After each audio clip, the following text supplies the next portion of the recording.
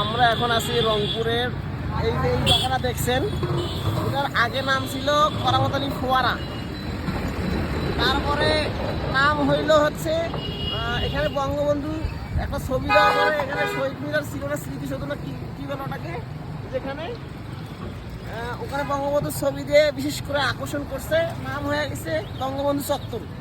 তো এখন তো বঙ্গবন্ধু নাই, চলে গেছে সবরে, সবরে চলে গেছে। তো এখন এই জায়গাটার নাম কি হবে?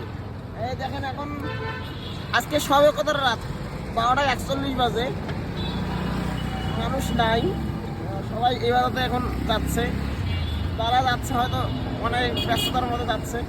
তো ভালো লাগলো, জিনিসটা দেখে ভালো লাগলো। তো এখন এই জায়গাটার নামটা কি দেবে আমি ভাবতেছি না। আগে ছিল কেরামত আলী ফোয়ারা, তারপর হচ্ছে বঙ্গবন্ধু চত্বর। এখন এটা কি, এটার নাম কিন্তু মূলত ডিসির মোড়।